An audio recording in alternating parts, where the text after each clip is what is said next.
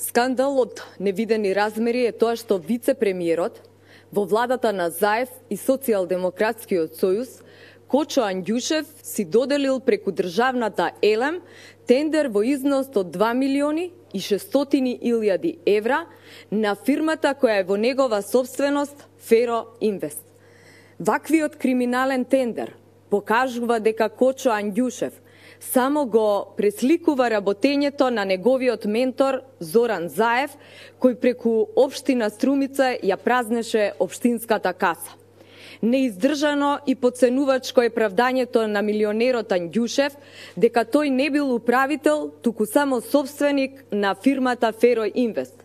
Тоа значи дека парите повторно завршуваат во неговиот джеп.